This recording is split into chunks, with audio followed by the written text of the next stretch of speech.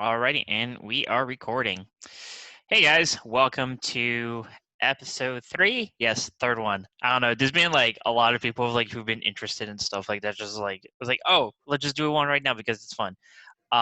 Today I am talking with Sonia, who is a longtime member, right, with Free Range. I think like how many years? Yeah, I think actually it's I think this summer will be 8 years technically. Eight So years. not quite an OG, but I remember Free Range 1.0 in a small garage area. Wow. Yeah. Man, it's always like interesting to me because my 3-year anniversary is coming up at Free Range. Um, and I don't think like it always like boggles my mind like how much everything has changed.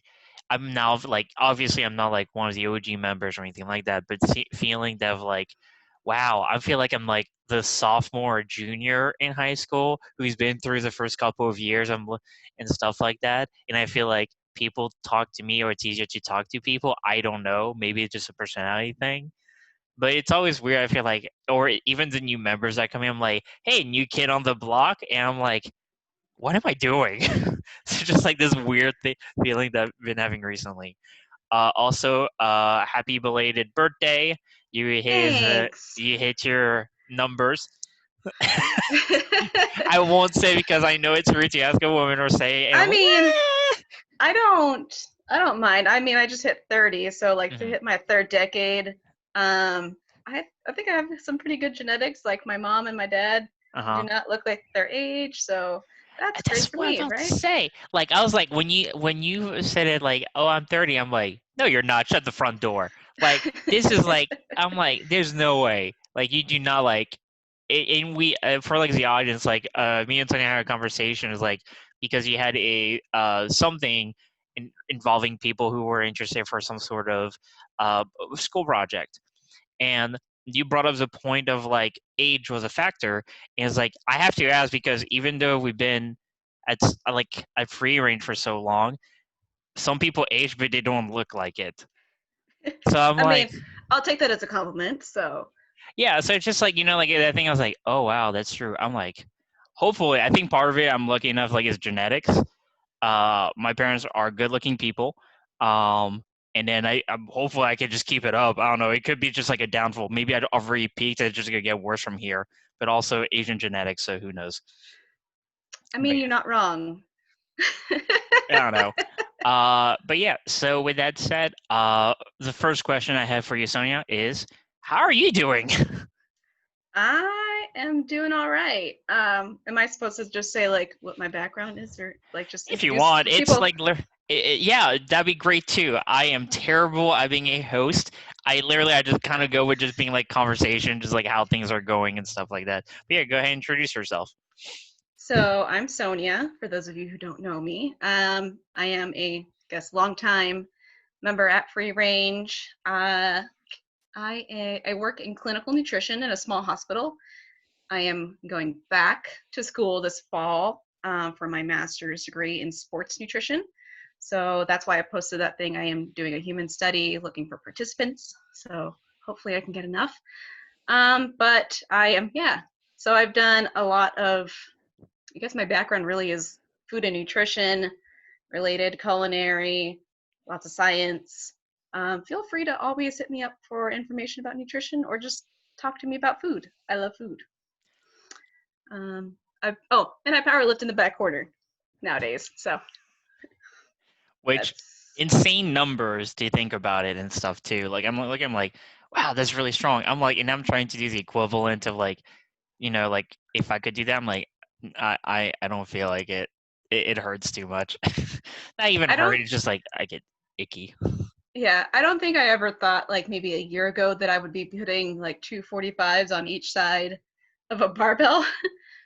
With technically it's like a men's bar. So like in Hmm. powerlifting, we use a 20-kilo bar. Right. So 45 pounds. Hmm. So for a total of 225. Hmm. Like that's not even my one rep max. Like that's a warm up for me nowadays. And Gee that's to whiz. me is insane. Like the amount of like weight to strength ratio to stature. I don't even know the math that goes into it. I think numbers are more of your realm, which is ironic because I'm the Asian in this video. Um, it just like boggles my mind. I'm like, holy crap stack. Like, but it's always nice to see, the progress that has been made from like when we started to where we are now. And now like yeah, it's always fun for me seeing like how much we've come across and stuff like that. But yeah, so Sonia, since first thing I wanted to talk about, and I'm kind of curious, like you've been a OG member of almost OG, second generation, almost Sure. kind of. We're gonna go there.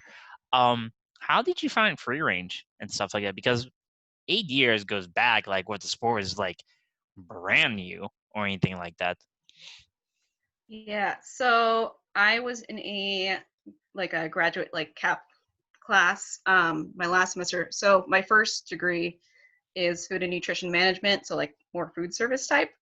And this one kid in my class who I had to work on multiple projects with decided to do his like small internship with Matt at Free Range.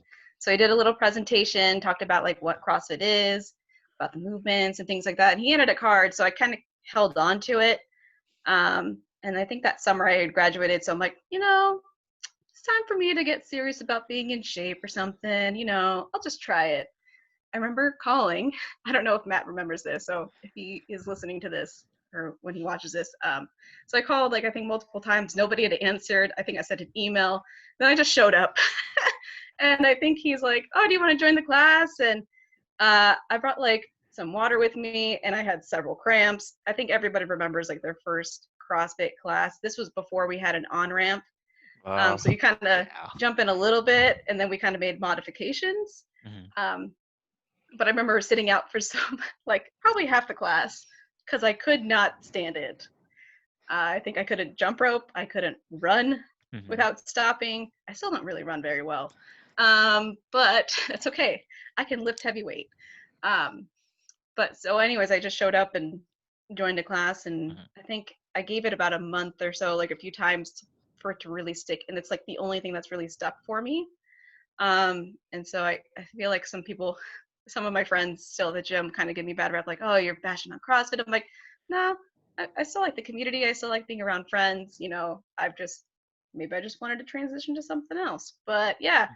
so actually it was Trevor Murnitz who was the one that did his graduate CAP class with Matt. So thanks to Trevor, I've been a free range member for this long. Nice. For me, I remember when I did my first class, I was like, I've done some training, like, I haven't worked on like years at that point. It was like 3 or 4 years since I started college. And then, never did any sports. And I was a very sickly kid. And then I was like, and then when I did, Matt was like my on ramp initially, but because Butters was on vacation. And Mm. so when Butters came back, I'd been bamboozled with the niceness of Matt. And then Butters put me through the ringer. And I'm like, oh, this is what this is. Okay. So, like, it's always like interesting to just like, I joke, I've been bamboozled, but I think like this is where I kind of like, I like how I was getting pushed by like Butters and stuff like that. And so it's always cool to see, like the gym having like, like Matt and Butters have been coaches there for in like Skip and for like many years and stuff like that. And seeing how like there's two different style there and stuff like that, but also like they still go with the same message. And you can always see that instant switch that they'll do to kind of accommodate the individual and if they have any injuries or anything like that.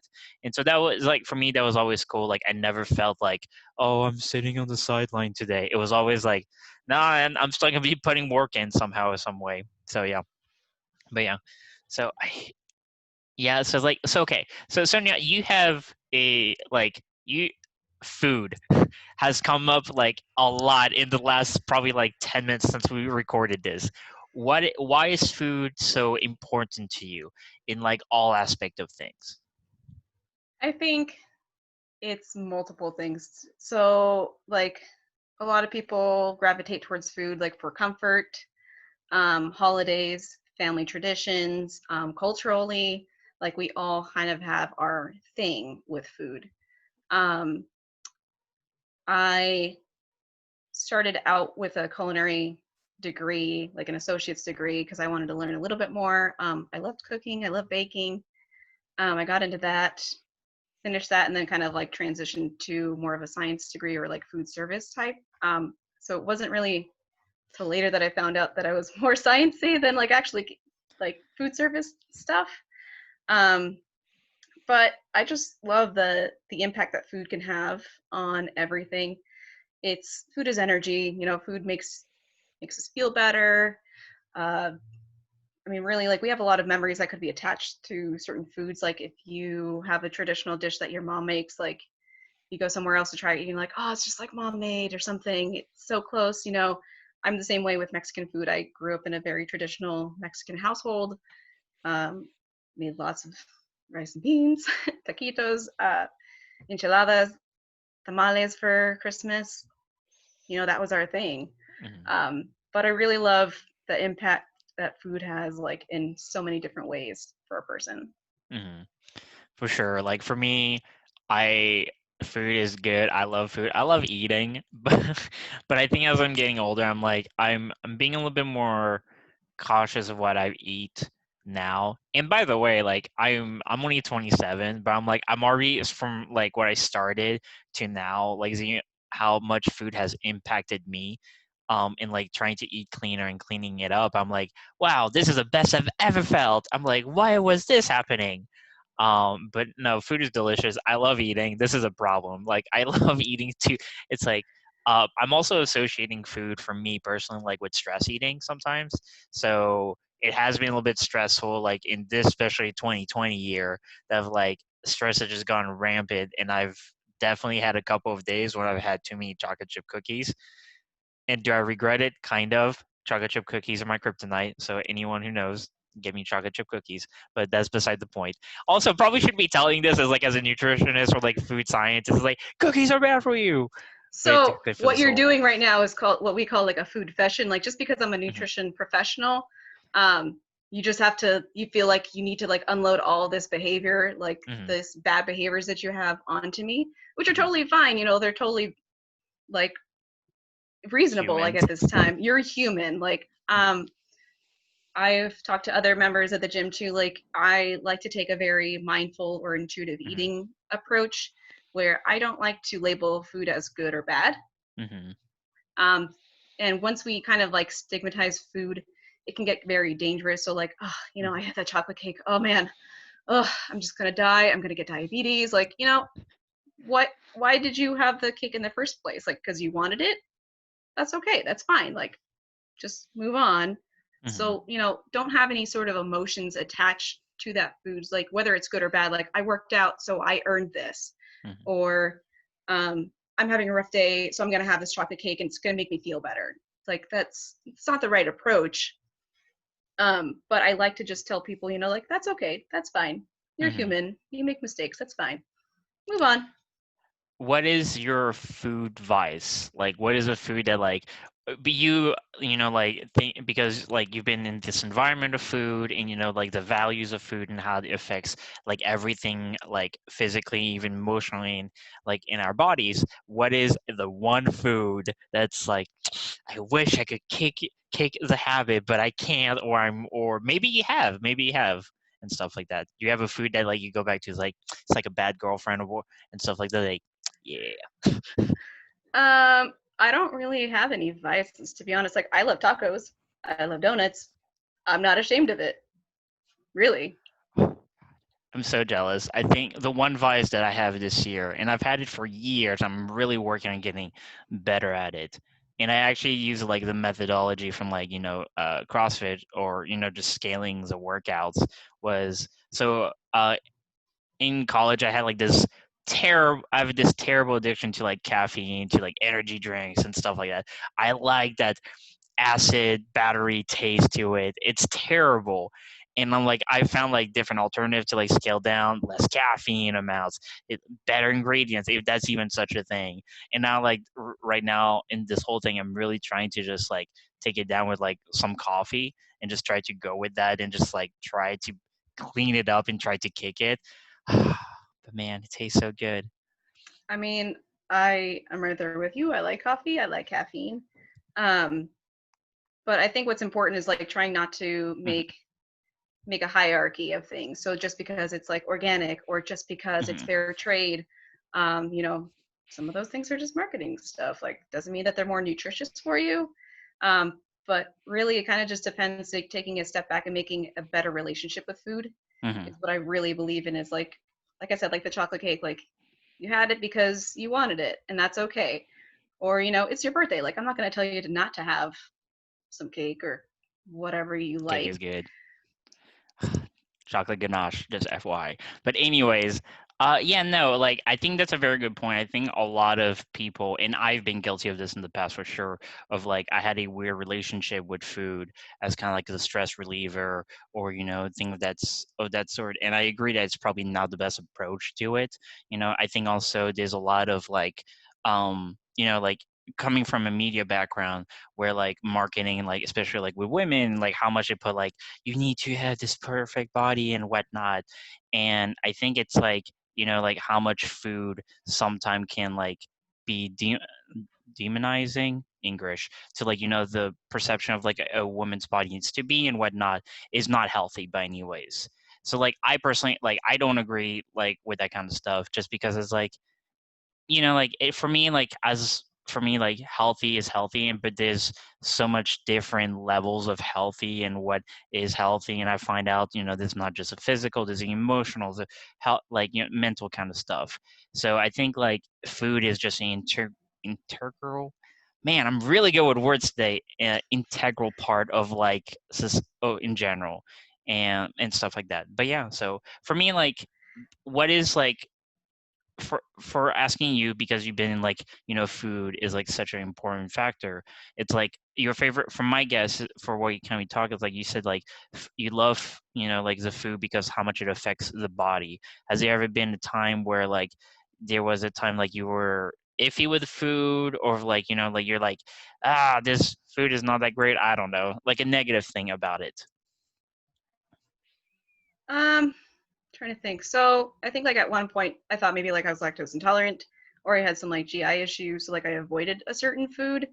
And I think the more I learned or I educated myself, like especially through school or reading research papers, learning about things like FODMAP diets. So that's an acronym. And so when people like avoid certain foods because they have some sort of distress or it makes them feel a certain way, like, oh, you know, that made me uncomfortable, I don't want it again, they have this like avoidance of that food. I kind of think of it similar to like when parents introduce foods to children. It actually takes multiple times for kids to actually try a new food. It takes like anywhere from like 15 to 20 plus times for them to try a food. So just because it has, you know, maybe made you upset like one time, like that might not be the root cause. There could be other variables into the equation that we could account for, whether it's sleep, how were you feeling that day, were you stressed? There's a lot of things that kind of go into nutrition, which is why it's super cool to learn. But it's really hard to pinpoint Hmm. something. So, like a FODMAP diet, for example, eliminates a lot of foods, and then you slowly reintroduce them, kind of figuring out what are those triggers for you.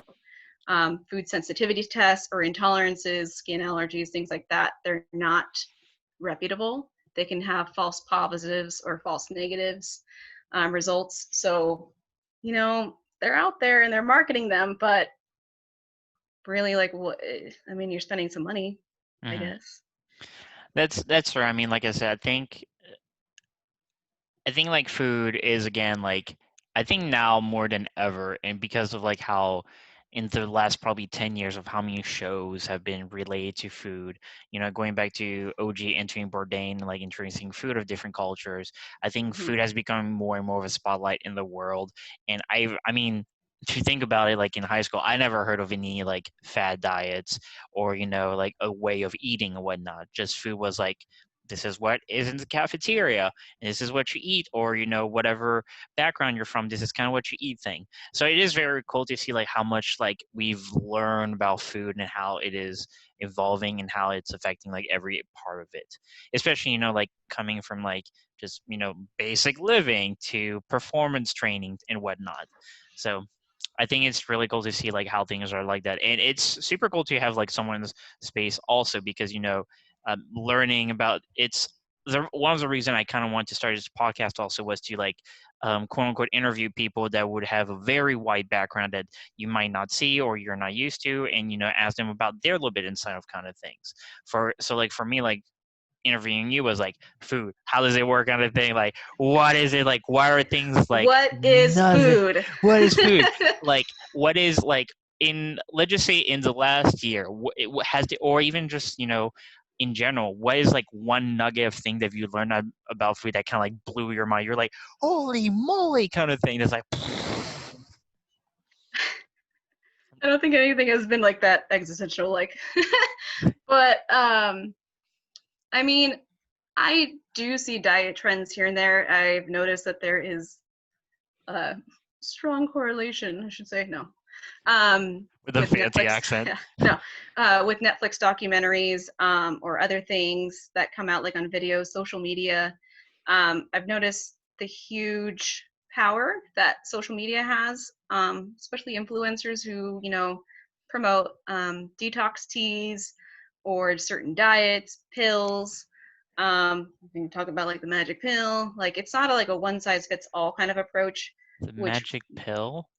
yeah, it's a documentary on Netflix about the ketogenic diet. Okay. Um, so, anyways, I mean, there was that, and then I think it really like all started with the Super Size Me, like talking about McDonald's and stuff like that. Oh Like, yeah, that's a huge one. yeah, That movie, when like Super Size Me 2 came out like a couple of years ago, and it's on Amazon, I think if you have Amazon, it's free for Amazon Prime.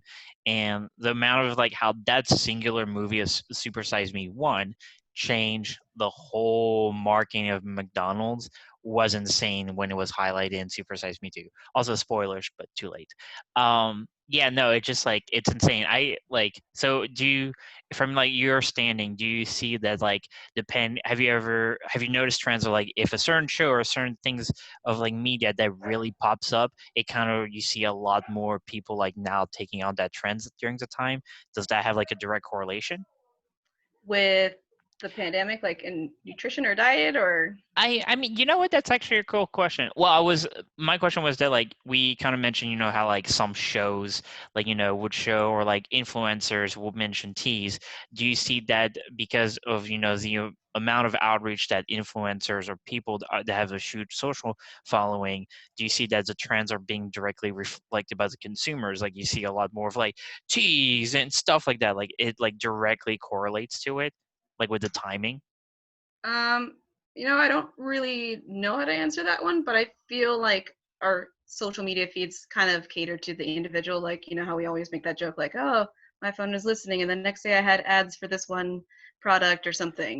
100 believe that it definitely is true. I 100 believe it. Like it's, and I'm okay with it. Helps me with really good like suggestion on Amazon for stuff. No, but yeah, okay. So I'm just like I'm curious, but also you bring an interesting question to mind. Nutrition during pandemic. How's that like? What a f is happening with that? Like, is there like something different? Is it just like it's normal, or has there been like a lot more canned beans, survival food, like prep wars level? I don't know. So I was reading an article from the Academy of Nutrition Dietetics, so I'm a member of that. That's pretty much like the governing body for nutrition professionals. You don't have to be a clinical nutrition professional to follow it. I think it's just like a yearly fee of like I think like $50 or something. Anyways, Mhm. but they were talking about food security and food insecurity during the pandemic, which I thought was kind of interesting. So, what some people don't realize, like when it comes to food, that not everybody has access to a grocery store. Some people live in a food desert where the closest thing that they have to them is like a Circle K. Like think of areas in like Phoenix or out the outskirts where it takes them maybe a full 45-hour traveling time to get somewhere to purchase groceries. And are those groceries even fresh? Are they frozen? Are they canned? What is, I guess, the quality of that? I mean, I always tell people, fresh, frozen, canned whenever you can. But if that's all you can afford, it really depends on the individual and their budget. But talking about like with the pandemic at the beginning of all this, everybody wanting to buy toilet paper.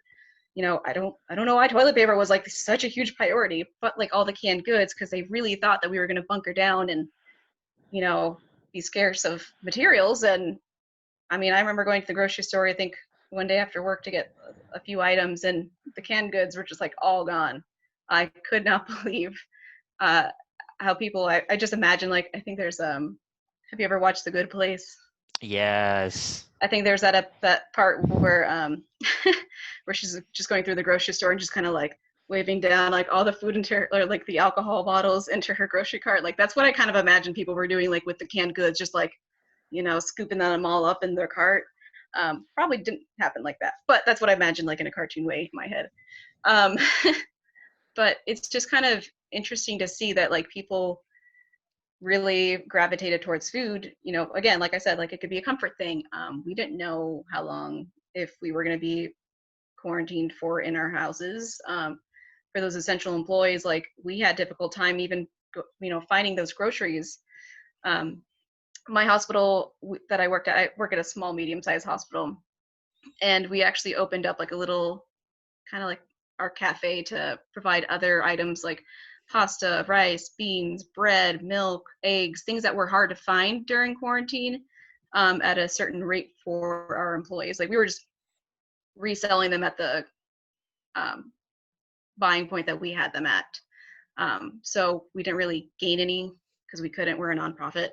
Um, but it was kind of just interesting to see like everything kind of take hold in the first, like, I think I would say like the first month. That it was just kind of interesting to see. Yeah, no, like when you said that, like I remember like for me, I was like, I don't know, like, okay, I get toilet paper, sure. But I'm more like, am I gonna be able to buy chicken? Like was like just like, am I able to buy meat? Am I going to be able to get like some basic grains like rice? And there was some time in some stores, and I'm very fortunate. I'm literally right across a grocery store that like, oh, it's so convenient for me to just go there and see that it was like gone. And I was just like, that was like kind of a little bit of a wake up call to it too.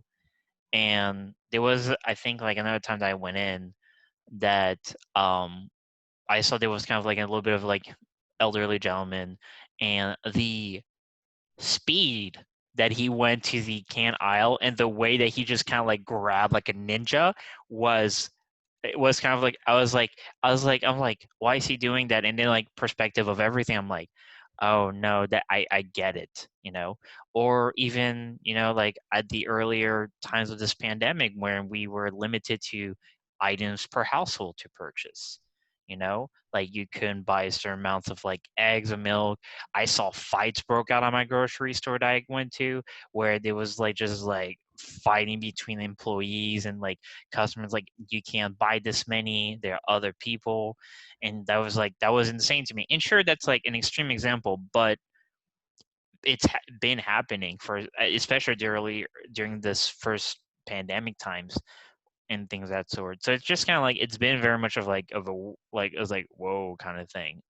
And I think like food, at least for me, as I try to find new hobbies, when I'm constantly home, is cooking. So I think there's been a lot more influx of people that have been cooking, from what I can tell. I'm like, I get it, kind of thing, for sure.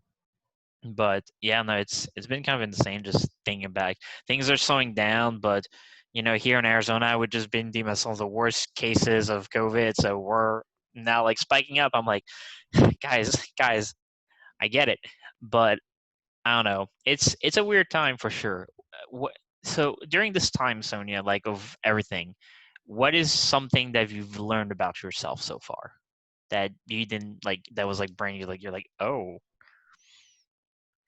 Um, I mean, it's kind of weird because I don't know how to answer that, because my my routine, with the exception of like not going to the gym, an actual like gym, I worked out. I got home for about 2.5, almost 3 months. I still got up, got dressed. I went to work because I'm an essential employee. So that's great. So like I saw how the pandemic was affecting the hospital that I worked at and the type of people that we were seeing. When there were no elective surgeries and how busy that was. We're like, Where are all the people who complained of like chronic back pain? Where are those people? And then we started seeing like an influx. So like the trend that it kind of like came into the hospital of like people with alcoholic induced pancreatitis because all they could do at home was drink apparently. I don't know. But now we're seeing such a huge rise in COVID cases, and it's not even like, I don't know, like I don't know how to explain it because like I I see it every day. Hmm. So the people who are like arguing that this isn't real, it's just a bad flu. We shouldn't take that seriously. You know, maybe you shouldn't wear a mask. It's fine. Like I can't show you like what I see the patients in like a Hmm. prone position, so they're like on their stomachs with on a ventilation. They have a tube stuck down their throat, and we're giving them tube feedings or IV nutrition to kind of keep them alive. It's kind of scary to see. Like, I mean, I'm probably kind of like not phased, but like I see it and I guess I'm used to it now. Hmm. And then I come home, I did my workout, as my way to de-stress for the day, eat, go to sleep, you know. That's something I didn't realize. Like we have a couple of other people that are in the medical field and stuff like that. And like for me, I guess like I didn't realize this because I don't have a clear understanding of of like your role and stuff in the hospital, but like I didn't realize like, oh my God, you've seen like first people that are actually dealing with COVID, and you see it every day and the things that you have to do to support them. So that is amazing to me, to just like holy crap kind of thing. But it's also like, yeah, it's a bit terrifying from an outsider perspective. But yeah, for you to be able to see that every day, of like, and that's like not saying you're desensitized to it, but like is I remember when I was talking to Kelly in the first podcast of like the definition of normal is out the window, right? Hmm. Like we don't know what's happening. We don't know what's going to happen, whatnot, you know? So I like we have an inkling, but I think the, it's also yeah. kind of like important to think of it too. Like I know I hear like radio ads, like we're just adapting, just like like what we're kind of used to in CrossFit. Like you kind of have to adapt to a certain situation or condition. Hmm. I mean, yeah, it's not going to be normal like Hmm. what we were used to. We're just going to have to adapt. And I think that's what happens over time, anyways, in any kind of situation, whether it's a health scare issue or, financial issue or something like out there that we just kind of adapt to our situation Hmm. um, to survive. And Hmm. that's just basic human physiology thing, stuff. Yeah, for sure. Like surviving and adapting is just, I think, something we throughout the whole human race have been so many different type of changes and stuff like that. Like it's either you adapt or you die off. It's called Darwinism, I think, in some languages. I don't know, but like no, it's very Only the much strong survive. I mean, I'm not trying to say that that's like the one thing that will like put us yeah, above, no. because honestly, so I guess I should probably also say what I do at the hospital. Hmm. So I work as a dietetic technician registered, so it's like a one step below registered dietitian. I know it's a huge title, I was just like, but I am an accredited nutrition professional. hmm. So I am qualified to give out nutrition advice. I pretty much give education to people who have a new diagnosis. So like congestive heart failure, diabetes, diverticulitis, things that I could go into detail and explain to Hmm. you. But anyways, so there are certain medical nutrition therapy diets for certain diagnoses out there.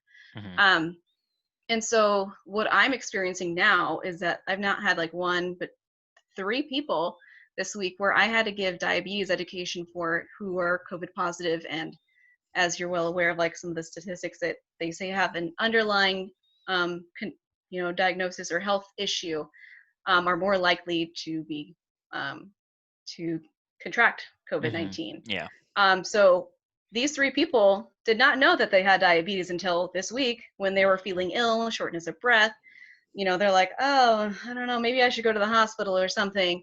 And then, to tell them that they're positive for COVID-19. And then on top of that, having to tell them, by the way, we need to talk about food and nutrition and, just making small mindful lifestyle changes to your diet to kind of help with your diabetes Hmm. is kind of hard. Because I had one patient who like has anxiety and would just, oh man, like she was crying. I don't go into those rooms, so Right. I should say that I do not go into those rooms. I do a phone interview with them. So on top of that, I have to adapt my Mhm. education materials, hand them off to a nurse who's going into that room to provide them, and then I have to walk through all of that Mhm. with them over the phone. I also had to do a diabetes education for an autistic patient today too. So I had to call their parent who was not in the room. They couldn't be in the room for them. So on top of that, like I'm just adapting to all this new stuff Mhm. with nutrition and COVID patients that are realizing that they also have a new underlying chronic condition or an underlying condition that they didn't know about Yeah. until they came here. Wow, that yeah, and like that never dawned on me of like again, these are kind of things like ages never dawned on me from like the bigger picture of like, oh, you got COVID. By the way, when we search it, we find out you have an underlying condition on top of that. That is a pardon my French, a shit sandwich that they're eating. It's terrible. Yeah, and I mean even like if they don't have COVID too, like Hmm. all the patients that I do see that are having or if they did have it for a little bit and they're having residual like effects on their health. So when we see those numbers of like deaths and stuff like that, my coworker and I were talking about this at lunch about, you know, we have, I think she's following up with one patient who's technically brain dead, like at this point, like he contracted COVID. He's just, there's nothing, no sort of activity. And like, he's going to have to go, I think they were discharging him to like a long-term care facility. So like his family could not take care of him at home. There's no way. But like, how do you live with that? Like, what do you do? Like, he technically has like pneumonia still or something like that. So he's still battling pneumonia from COVID, and he may not die, today or tomorrow, but it might be a a month or two. So like the numbers that we see like that are reporting, people are like, oh, it's not that bad, it's not that bad, it's trickling down, it's fine. Hmm. I'm like, you're not taking this serious enough. Like just because Hmm. somebody has it now doesn't mean that they're going to pass away now. It could be they could die of complications from Hmm. COVID-19. Yeah, and so here's my question about that, right? Like obviously like COVID-19 is very serious of like what it affects, and obviously it affects people in different ways. But like does I feel it's weird to like say like, like I feel the media has like swept up like complications to COVID-19 or just like or adding to the death count kind of thing or stuff like that or they just and not saying that it's like it's a wrong thing to do like I it just like I feel that from a media perspective when you give more and more intense numbers there's it's I wonder like how accurate it is and I'm just kind of curious. But like these are again, those are something I don't realize is like I think people expect like COVID to act one way and they don't realize it's a disease, it's going to react with the body differently. And what you mentioned, like the consequences or not consequences, complications of it, of like how it affects the body and stuff like Yeah. that. And I mean, So so like I don't know if you actually watched that little video I sent you via text, maybe. No, probably not. probably not. I'm gonna So be honest about that. that's okay. So it's just like a quick 4 to 5 minute Mhm. video. I always think back that anybody who is a healthcare professional or would like to know more about health and like science in general should definitely sign up for like a microbiology class, learning about viruses and bacteria. I'm pretty sure like my final was like, guess what kind of virus is in this container, by doing different tests. I mean, granted, like we're taking all the proper like PPE and like Mhm. aseptic techniques to figure it out. Mhm. But so that video kind of talked about how a virus can change. So there's like two different ways that it can change. It can do like a slow, gradual change, which is like what we see. So like the flu virus, for Mhm. example. Um, People like, oh, I got the flu shot and I got the flu. Well, okay, all right, like that happens. We can't really Mhm. predict the correct flu Mhm. like species, I guess, that's going to be more popular Mhm. that year. We just kind of think, hey, this is what's popular in Europe right now, so we're going to do the flu vaccine for that.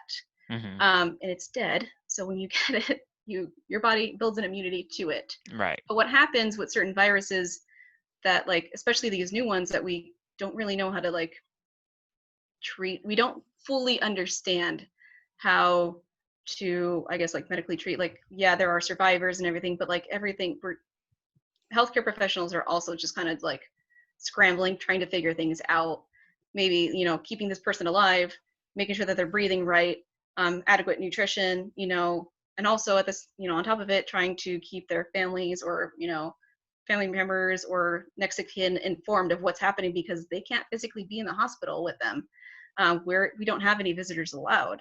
Mm. But what happens is like sometimes viruses can get actually super smart, and I like to use analogies. So I think of it like the Guess Who game. So think of like somebody likes just slowly changing over time, like us aging. Now something else that would be like a rapid shift for a virus. So say they just like, oh, I don't know, took off their glasses as their disguise and now totally unrecognizable by your body. Like Superman. that, yeah. It's Something like basically that. Like, Superman.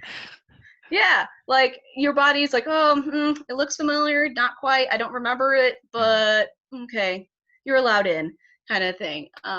But people don't realize that like viruses can change Hmm. so quickly, like, and they'll just kind of continue changing. So it's very difficult for us to we're just thinking on our feet at this point. Like, Yeah, I think that's one thing I've, coming, my father was like a doctor and stuff like that. And so like definitely like understanding of like, hey, things change and adapt and you get a new, it's like the new iPhone update. You kind of get like a new version of the iPhone every year. So this like viruses in general. And so will this. And it does make it tricky of, like in of like how like I think also especially in like in a society now where we want instant gratification. When I talked with Justice on the last episode, it's like things that he wasn't. We talk about instant gratification of like we wish we had this now, we wish we had that now. How can we not have this now? I'm like people like this is not something that can be like solved right away, and I think patience is something that is very hard to do, and I understand because this is something that's completely have changed our lives.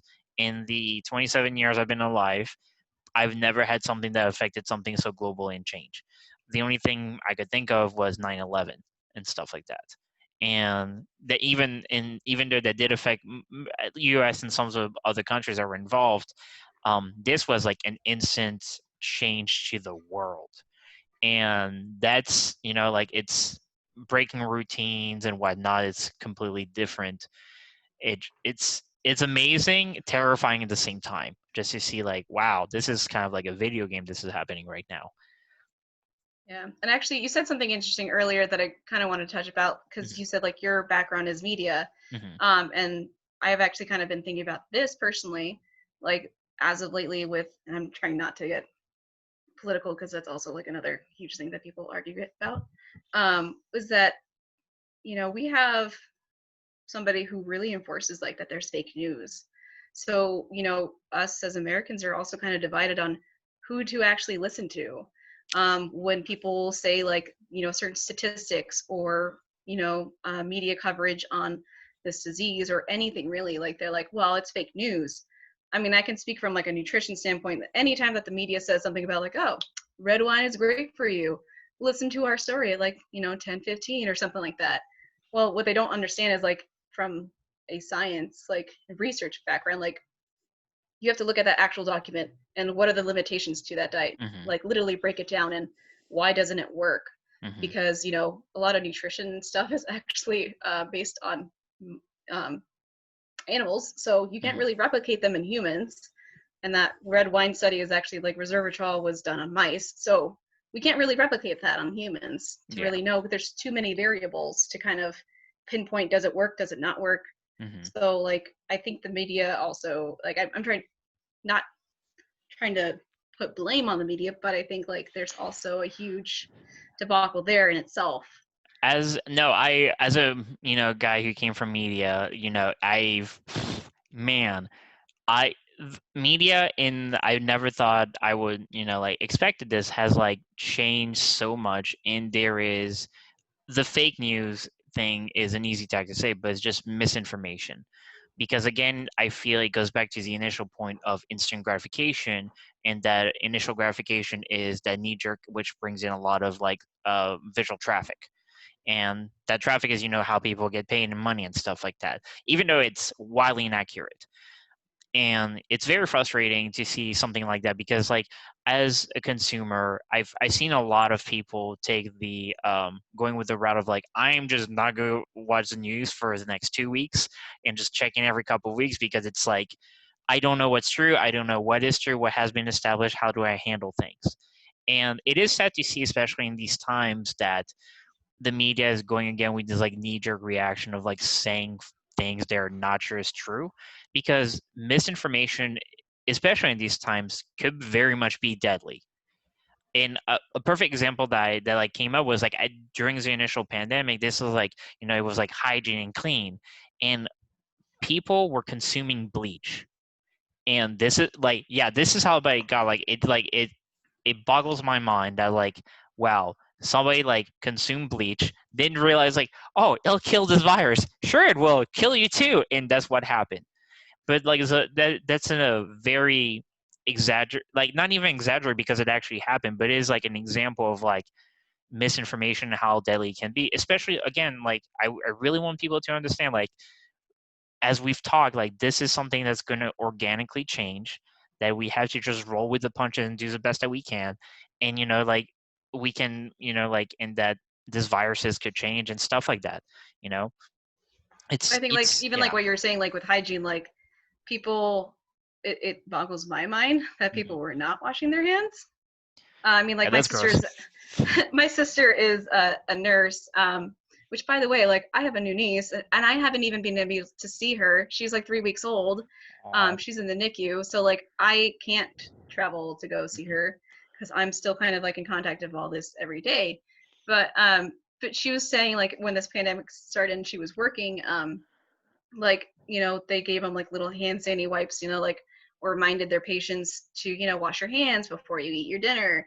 And she's like, you'd be so surprised, Sonia, how many times I have to tell somebody to wash their hands. Like, do they not know what they touched? Do they not know like how bacteria transfers? I've done it with little kiddos, like this little special lotion. Again, also Mhm. in my microbiology class too, you can do this. Like a little black light lotion that you go wash your hands or do hand Mhm. sanitizer, things like that, and then you use a black light to kind of see where you missed.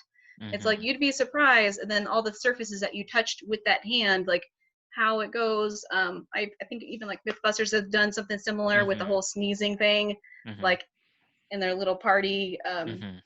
thing that they did. So it's like, oh man, like if you're not a germaphobe, like you probably should. I don't know, like I think it's always gonna be that teetering balance of being. I think we're very much in now a lot, at least like germ aware, and then there there's you go. That's also a good term germ for it. aware. Germ Yeah, aware. germ aware.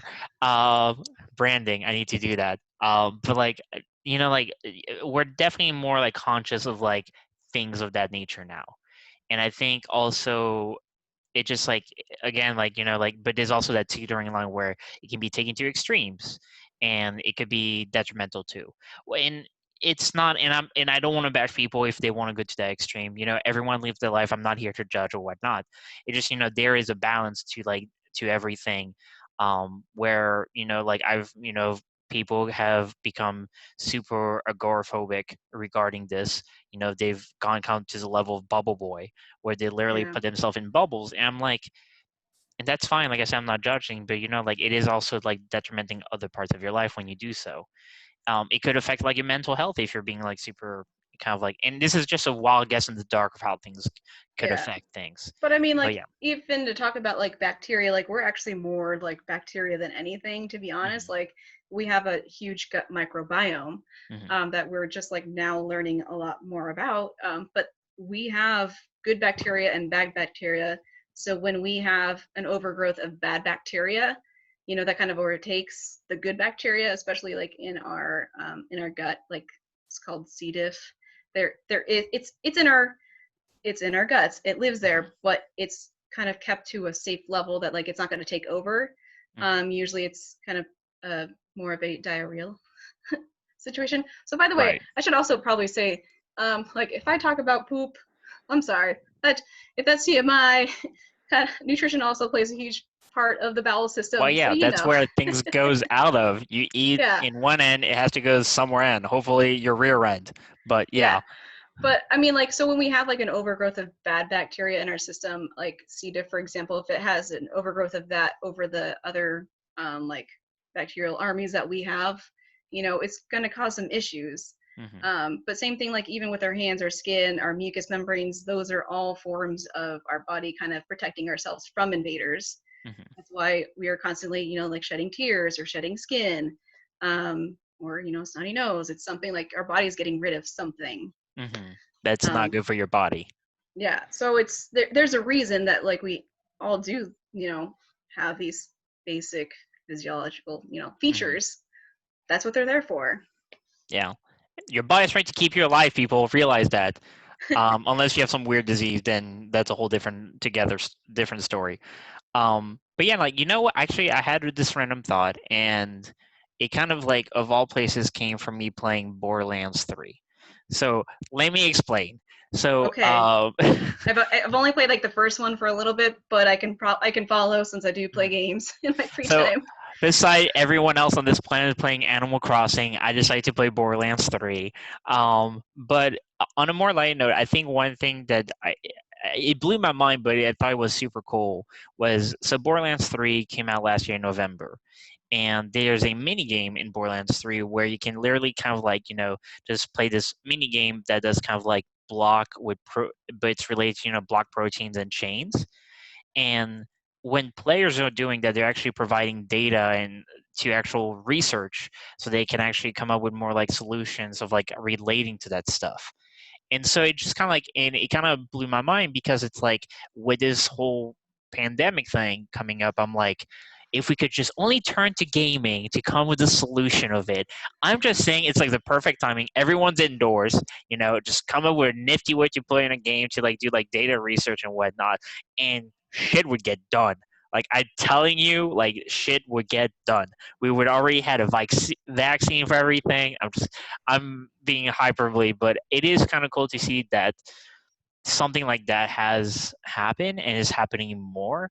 And I wonder if it could possibly down the road be a solution to like a lot of like research down the road, of like using games if you're stuck indoors and whatnot.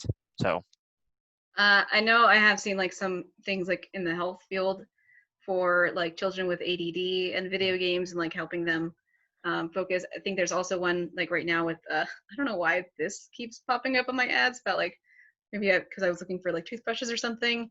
But there's one specifically designed for kids that like it's an app and uses Bluetooth to connect to your phone to kind of like you know brush really well, help keep the germs on the mhm, phone kind of thing. So there are like things out there mhm. with video games and healthcare. but Gamification, man. Gamification. It's one of the best. I think like now our generation who's definitely been playing a lot of games or, grew up in the age of like where video games is like back in the OG days. It's like, yeah, like we love playing our games and whatever we can gamify will be great. So I don't know. I just think it's hilarious to imagine that like we could come with the cure to like COVID by a 8-year-old who's just playing a shit ton of games on his app, and then I'm just saying like just like swipey lefty, whatever kind of shenanigans, and eventually it's like, guys, we cracked the code to this virus. And then like the patch updates is just for like a different version of the virus. I don't know. It's I like a don't know. dream world that I have, but that would be just amazing to me. And I think it's feasible. You would take a lot of like creativity to make it happen, but I'm just saying You work on that. You tell me when that's available. that would be great. That's a whole different study I have to deal with, microtransactions and everything else in between. But yeah, now so okay. So with that said, learning and stuff like that, has there what is something that you when everything settles down, when the dust has settled in this whole crisis thing, what is something that you miss or excited that you'll be able to do again? um, I mean, I do like just hanging out with my friends, like one on one, or like just meeting up for coffee, things like that. Just, I mean, like we've done some of those things, like with masks, or like keeping the social distancing thing. But like to actually have, like, okay, so I didn't really do too much to celebrate my 30th birthday. I went on a hike with some friends. We Hmm. try to keep our social distancing with other people, but it's nature. Um, I haven't really like celebrated the fact that I got into grad school, which was super difficult to get into. Like, there's one slot out of like 6 that I got into. Like, so I'd like to do like a combo, like, hooray, I got into grad school and I'm also 30, hooray, kind of party. But Right. that's not like possible at this time. Like, seeing like how ASU is like put out what's going to happen for the fall semester. We're all going to have to be wearing masks if you're going to campus for classes, but classes are also available online. So do I even have to go to campus? As like having to do my graduate research, like, I am doing a human study, so I'm waiting for the green light to go for when I actually get to bring in participants and collect data and start doing all that. So like everything's just going to be different. Like we said, like, I think another common theme other than food that we've been saying is like, adaptation. Like, we're just going to have to adapt to these new situations, and that's fine. Like, we do that as humans. We adapt, we evolve. Hmm. Yeah, no, it's interesting just to see like how I guess a new year is gonna kick and stuff like that, how things are gonna happen. It's weird. It's I don't know. I guess I've adapted to it. Just like just roll with the punches because it is what it is, kind of thing. But yeah, no, I very much like miss hanging out with people. It's especially with our community, like like we one of our a couple of our members would do like a wine and cheese night and like meats, and I was like, yeah, this is awesome. And I'm like, it feels like such a distant dream now. I'm like, I'm so sad about it. It is like, and me soon turning 28, I'm like, I don't even know what I can do, you know?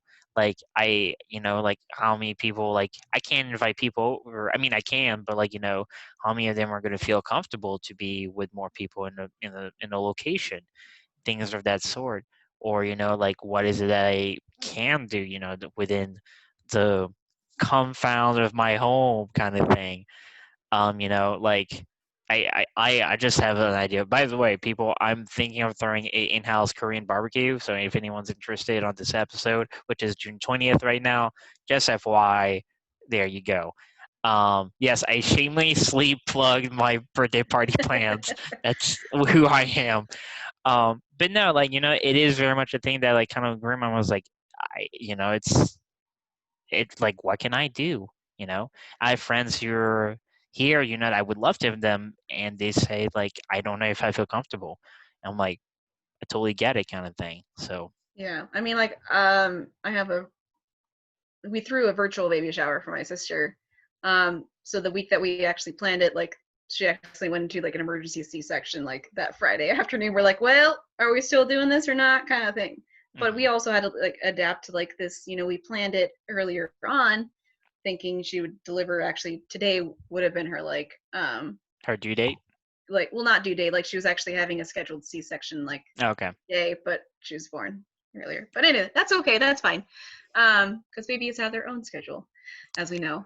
pretty much. But so like to do a virtual baby shower was kind of new and interesting, but like also to kind of see like my family and other people that I don't like get to talk to on a daily basis because I'm just super swamped at work.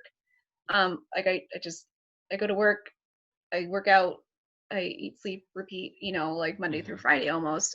So I don't really get to socialize with family as much, or if they call me, it's like a quick 5-second call or a text. Hmm. um, Tomorrow I have another virtual baby shower for a friend that I know.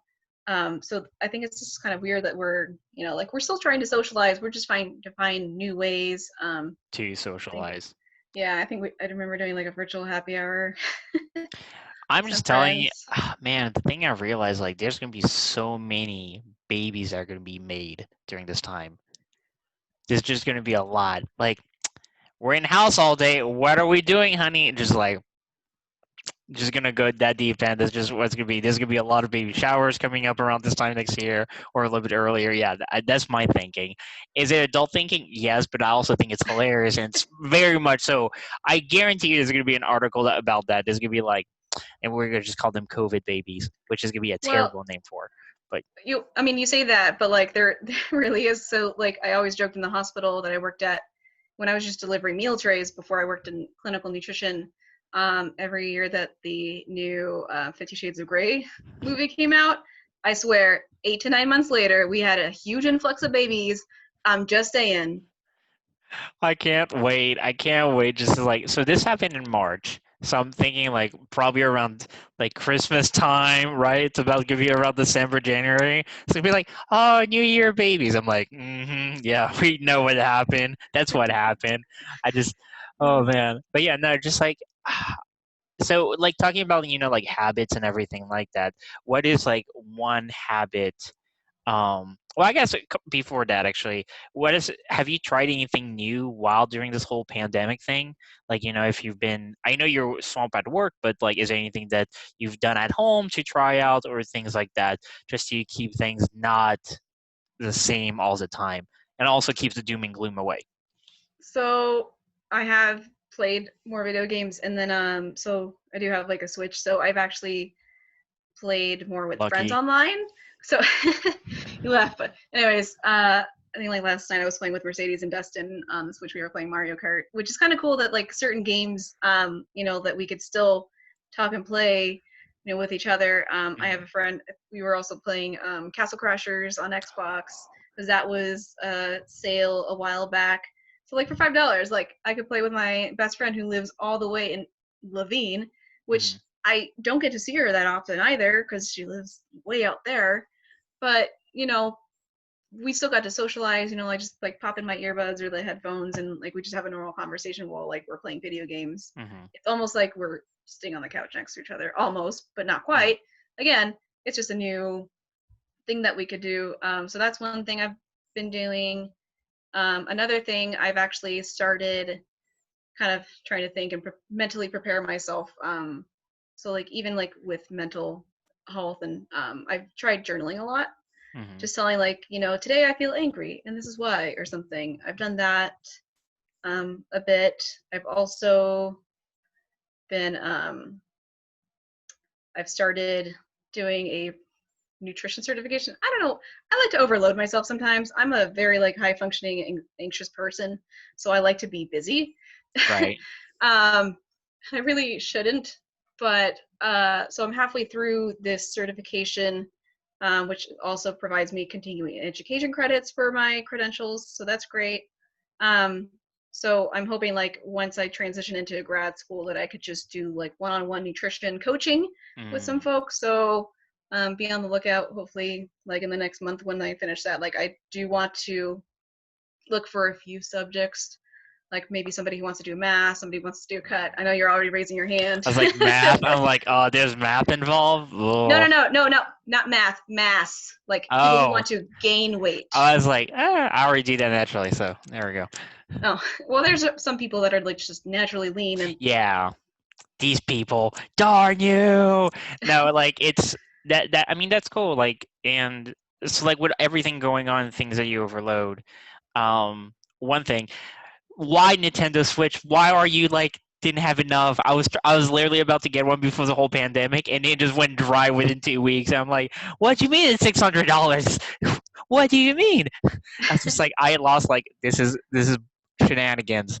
But moving forward, like with everything that's going on and things of that sort, what is it that you're all these good habits or things that you're able positive that you found during this whole thing is like, for example, is there journaling? Do you think you'll be sticking through that next year, or as things come down, do you think you're still going to do it, or you think it's just to help you throughout the moment or anything like that?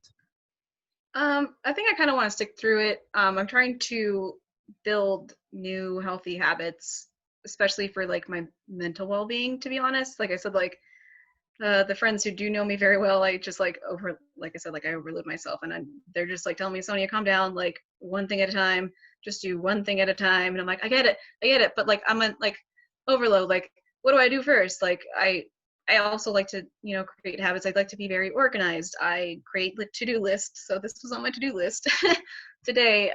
But like I kind of almost like inflict the panic on myself sometimes where I'm Hmm. like, oh, like I really need to like learn how to shut down and, you know, even if I don't have to go to therapy, I mean, I've done therapy in the past. I'm not shying away from that. but sometimes it's just very difficult to, especially right now, like therapy sessions have been like a Zoom or something. It's not quite the same Hmm. thing. Yeah. So I've just tried to, maybe I'm going to start to journal things and, be more mindfulness, practice Hmm. mindfulness, being more aware of yourself and your feelings, your emotions every day, checking in. Why am I, how do I feel today? Why do I feel that way? And what Hmm. can I do? Gotcha. Yeah. So Sonia, you're just saying that you do need to veg out, basically, and gain Uh, more. you know, and it's funny that you say that because so like my job is very much a mental thing. Like I'm Hmm. constantly crunching numbers. It's not just um this person needs about this much protein and this many calories. There is math Hmm. involved, but like we have a good charting system that kind of automatically does it for us. But Hmm. different diseases have different needs. Especially like I don't do any of the tube feed or IV nutrition patients. That would be my coworker. So when they have like just not one underlying condition, they have another, and we're kind of like playing this balancing game of like, Hmm. okay, do I give them a little bit more protein, but maybe not because their kidneys aren't doing so well. So Hmm. we kind of like play back and forth, look at labs and stuff like that. So sometimes we have to just really think. I think I spent one time 2 hours on a patient who came in who did not have a spleen, which is fine. You could live without a spleen. He also didn't have That's a new pain. to me. I didn't know that. He also didn't have a pancreas, and he had an insulin pump. So he was pumping himself with Right. insulin when he was eating, but his sugars were going anywhere from like the low 40s to like 400 within like an hour. So he's like experiencing hyperglycemia followed by hypoglycemia. So like if you've ever had like a huge bag of candy and like had that sugar crash kind of thing, like he's just constantly he's like, I don't feel good, I feel nauseous. And I'm like, oh yeah. So like I had to talk to the doctor, talk to the nurse, Hmm. so sometimes it's just like me really focusing like on this patient and what I can do from like a nutrition standpoint for them to like in this moment. Like I feel like sometimes I'm always thinking 5 steps ahead, like what if they're malnourished or something, or they meet criteria, because I also do that. I screen for mild and moderate malnutrition, sometimes severe, but you can be obese and malnourished. You could be underweight and malnourished or be fine. It's really not about weight because I feel like there's always that stigma with it as Right. The well. number of the weight. The only number of weight that I care about is my deadlift or like clean and jerk and stuff like that. But yeah, I think like going back to the point of like, like you your job is very mentally intensive from the way you describe Yeah. it. Beside like are you with journaling, does it like helping and stuff like that? Like what else are you doing to help you stay sane and like veg out? I think even like last week, so like I had messaged him like I'm not feeling it. Like I was just over like the week. I had a really tough week at work. On top of it, I've started doing like weekly check-ins with my graduate research professor.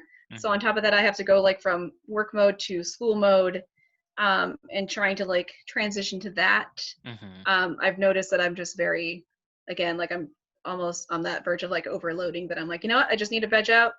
So I think Hmm. last week I watched an episode of Queer Eye and just like Netflix, I'm just gonna zonk out for a little bit. Hmm. So I'm watching something else, just something that doesn't really involve too much work. Or Um, mental thinking. Yeah. yeah, mental thinking at all, really.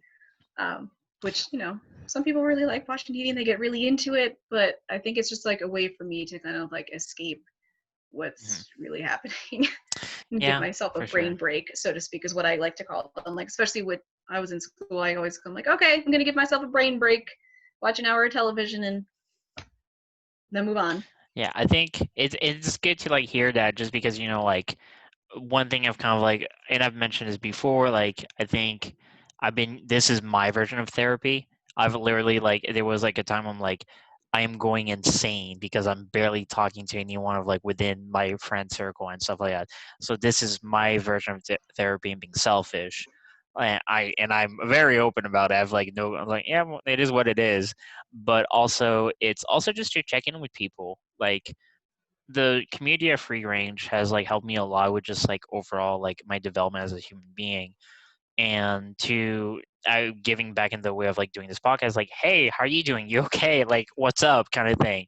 I Yeah. think it's easy to, especially in these times, it's easy to kind of like bubble in, and sometimes you just need to have that person just kind of like push their face against the bubble, like, hey, you okay?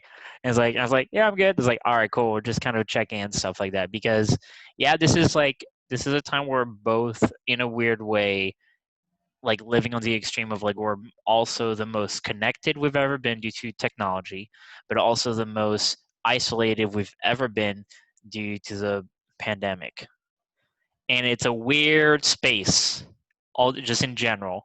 Like it's just a weird space of how things are going, and that's fine.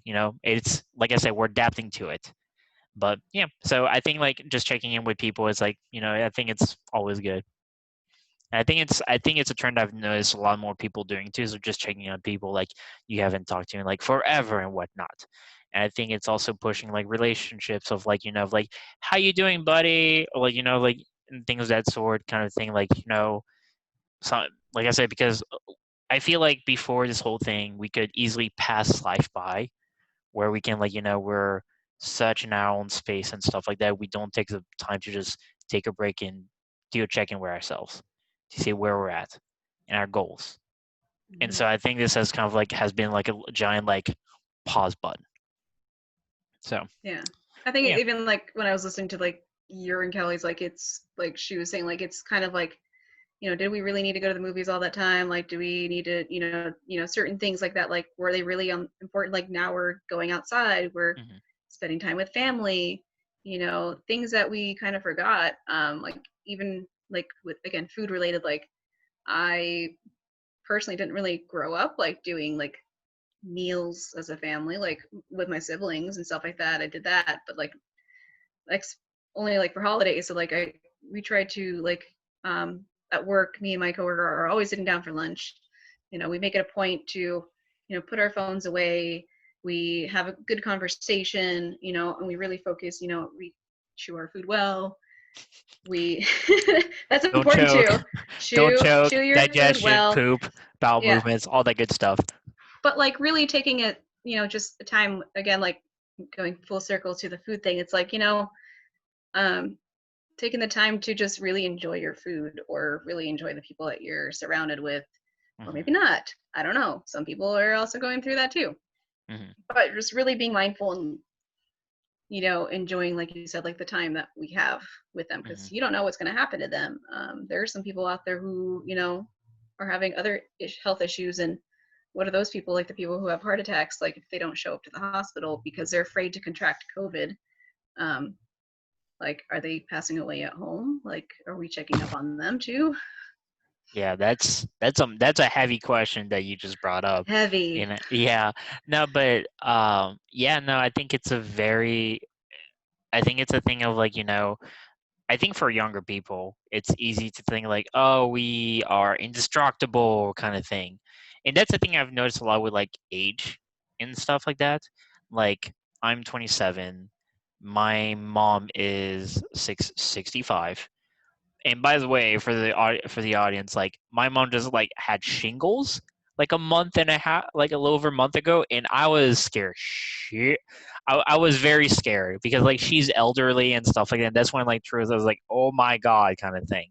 But also it like brought up, of like the when we're younger, we probably haven't dealt with like any really big underlying conditions kind of thing. It's like we're young, we can survive anything kind of thing. And then, and then for all the other people, we are definitely not young. We definitely can't survive anything. So like I think it's also I think age has been also a factor of just showing like, the ends of how things are happening, of Yeah. how things are. But especially like I said, like that example of a patient who has a heart attack, I can't go there because I'll probably die. I'm like, that's terrifying to think about. I legit had a patient a few weeks ago who like had her gallbladder taken out, and then something happened afterwards, like so she had to come back to the hospital. Um, and she was like, I didn't want to go to the hospital because I was in so much pain because I didn't want to contract COVID, and I she's like, but now that, everybody's been reassuring me, all the nurses and doctors, that they're on a completely separate unit, that I'm far away from them, I feel better. Like, my nurse is my nurse. They're not going into a COVID room and then can come Mhm. in here and I can contract it. Like, um, I feel like that was like a light bulb moment for me. Like, if you have any health issues, like, and you can't go in to see your primary care physician, um, and you need to go to the ER for immediate attention, like it's a 9 out of 10 pain, or it's off the charts, like unbearable. You think you're gonna die, probably. Maybe the pain threshold's a lot lower. I don't know, but you should definitely seek health care. Yeah. Yeah, I and so Seek people help. were like, yeah, seek help. If you can do a teledoc, that those things are popular now too. But there's ways to get health, um, administered. And the fact that this patient was just like, I was too afraid, I didn't want to go and get COVID, and like, oh man, that didn't really like pop in my mind. Like, I'm just thinking, if you're sick and you need help, but I also work in a hospital, so I'm Mhm. always like promoting us. But like, Mhm. but I guess like it really is so scary for those individuals. Yeah. Yeah, no, for sure. It's like it's enlightening of like just seeing of like how much it could how people are thinking and their train of thought and these kind of things. And for sure. It's just like it's wow kind of thing. So I mean, like I said, I think to like wrap this up, I would say take care of yourselves, seek out others, to check in with them, see how they're doing. If you need help, go get it. And also, people just realize this stuff is like organically changing. Be patient, just try to adapt to it and stuff like that. And like I said, we there even though we're social distancing, we have internet socializing, so use that as a tool. Okay. All true statements, and spay and neuter your pets. Wait, what? I'm just adding that shameless plug to spay and neuter your pets. All right, I'm getting the recording now.